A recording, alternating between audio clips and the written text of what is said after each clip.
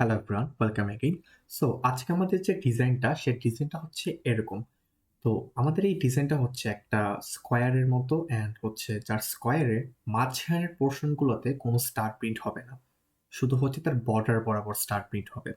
ওকে, so কোডটা যদি একটু অ্যানালাইসিস করে আমরা তাহলে একটু দেখতে পারতেছি যে আমার যখন হচ্ছে সি ওয়ান মিনস কি আমাদের যখন কলাম ওয়ান অ্যান্ড আমাদের কলাম ওয়ানে প্রতিটা কলামের বক্সে আমার হচ্ছে একটা করে স্টার প্রিন্ট হচ্ছে, রাইট?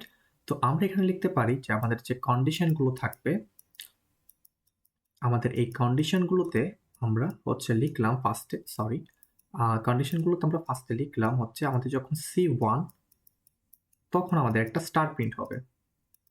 ওকে, সি যখন আমাদের 1 তখন একটা স্টার প্রিন্ট হবে। আচ্ছা, অ্যান্ড আমাদের সি যখন 5, সি5টা আসলে মিন কি করে? সি5টা মিনস করে আসলে যে আমাদের যখন ইউজার ইনপুটের সমান অথবা আমরা যে গিভেন ইনপুটটা দেওয়া থাকবে সেটার সমান, মিনস হচ্ছে আমাদের কলামের লাস্টের যে এলিমেন্ট সেই এলিমেন্টের সমান হয়ে গেলে তখন আমার হচ্ছে স্টার প্রিন্ট হবে অ্যান্ড সবগুলো কলামের বক্সে স্টার প্রিন্ট হবে, রাইট? সো আমরা এখানে বলতে পারি যে সি যখন আমাদের এন এর সমান, তখন আমাদের স্টার প্রিন্ট হবে। তো আমাদের কলামের কাজ শেষ। এখন আমরা আসি রো এর ক্ষেত্রে। তো রো যখন হচ্ছে আমাদের 1 তখন হচ্ছে আমাদের সবগুলোতে হচ্ছে স্টার প্রিন্ট হচ্ছে। সো আমাদের আর যখন 1, ইটস মিনস রো যখন আমাদের 1 তখন আমাদের সবগুলোতে স্টার প্রিন্ট হচ্ছে।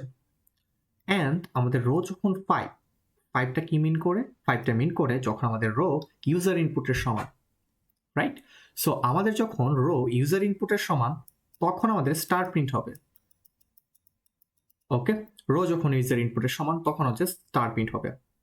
তো আমরা এখানে যদি মার্কিং এর পোর্শনগুলো দেখি তাহলে আমাদের সবগুলো স্টারকে আমরা মার্ক করে ফেলছি। দ্যাট মিনস আমার সবগুলো স্টার এই কন্ডিশন দিয়ে হচ্ছে ফিল আপ হয়ে গেছে। সো আমাদের যদি এই কন্ডিশনে কোনো একটা কন্ডিশন যদি স্যাটিসফাই করে তখন হচ্ছে একটা করে স্টার প্রিন্ট হবে। অ্যান্ড এই 4টা কন্ডিশনের মধ্যে যদি একটাও না করে স্যাটিসফাই তখন আমাদের ওইখানে একটা স্পেস প্রিন্ট হবে, কারণ আমার এই পোর্শনগুলোতে আমার স্পেস প্রিন্ট করতে হবে, রাইট? তো আমরা আশা করি বুঝতে পারছি এখন হচ্ছে রো এন্ড কলামের রেঞ্জ কতটুকু হবে। তো এখানে যদি আমরা একটু দেখতেছি যে আমাদের আর1 তার শেষ রো পর্যন্ত গেছে, দ্যাট মিনস হচ্ছে আমাদের ইউজার ইনপুট পর্যন্ত আমাদের রেঞ্জটা চলবে রো এর ক্ষেত্রে। এন্ড কলামের ক্ষেত্রে আমাদের একইভাবে ইউজার ইনপুটের পর্যন্তই চলবে, কারণ আমাদের সি5 অর্থাৎ আমাদের যখন কলাম ইউজার ইনপুটের সমান তখনও কিন্তু স্টার প্রিন্ট হচ্ছে। তাহলে আমাদের কলামের রেঞ্জটাও হচ্ছে 1 থেকে স্টার্ট হবে অ্যান্ড হচ্ছে n+1 পর্যন্ত যাবে। অ্যান্ড একইভাবে আমাদের রো এর রেঞ্জ চলবে হচ্ছে আমাদের 1 থেকে স্টার্ট হবে and n+1। What is the mean of n? n হচ্ছে আমাদের ইউজার ইনপুট, যেটা আমাদের গিভেন দেওয়া থাকবে অথবা আমরা ইউজার থেকে ইনপুট নিব। অ্যান্ড আমাদের রো এর তো রেঞ্জ শেষ, আমাদের কলামের রেঞ্জ একইভাবে হবে 1 থেকে স্টার্ট হবে অ্যান্ড হচ্ছে n+1 পর্যন্ত, রাইট? সো এখন আমরা বুঝতে পারছি। সো আমরা এটাকে একটু কোডে অ্যাপ্লাই করে দেখি। সো কোডের ক্ষেত্রে আমরা ফার্স্টে হচ্ছে n একটা ইন্টিজার ইনপুট নিব, এন্ড আমরা বলে দিলাম হচ্ছে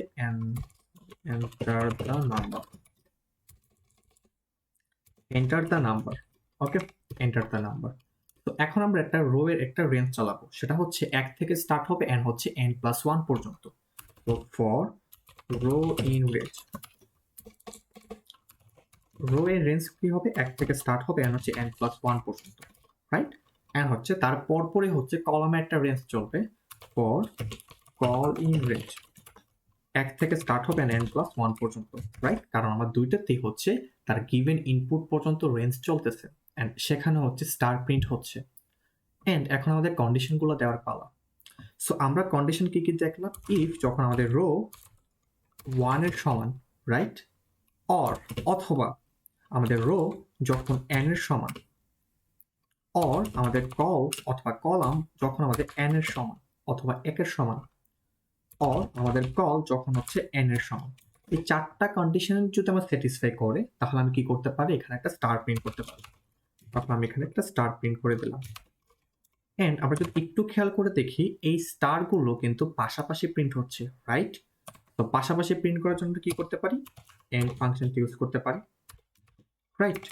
আচ্ছা, তো তো এখন এই কন্ডিশন আমি কি বলছি, এই 4টা কন্ডিশন যদি আমরা স্যাটিসফাই না করে অ্যান্ড 4টা কন্ডিশন যদি ট্রু না হয়, সেক্ষেত্রে আমার কি করা উচিত? সেক্ষেত্রে হচ্ছে আমাদের স্পেস প্রিন্ট করা উচিত।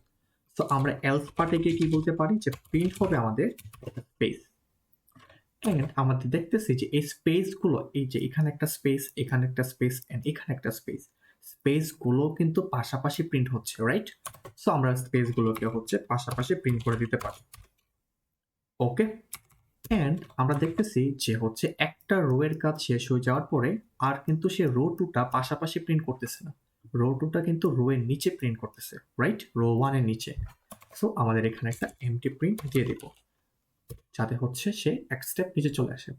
So if I run this code and ফার্স্টে দিলাম হচ্ছে 5, তো 5 এর জন্য আমাদের সেম টু সেম ডিজাইনটা প্রিন্ট করতে পারছি। অ্যান্ড আমরা আরেকটা একটা টেস্ট কেস দেখি, দিলাম হচ্ছে 10 অ্যান্ড 10 এর ক্ষেত্রে হচ্ছে আমরা সেম ডিজাইনটা আসছে। সো আমাদের প্রোগ্রামটা আজকে এতটুকুই। সো আজকের ডিজাইনটা হচ্ছে খুবই সিম্পল বাট হচ্ছে একটু বেসিক অ্যান্ড একটু কন্ডিশনটা বুঝার পালা। ওকে, সো আজকে এতটুকুই, দেখা হবে অন্য কোনো টিউটোরিয়াল ভিডিওতে। টাটা।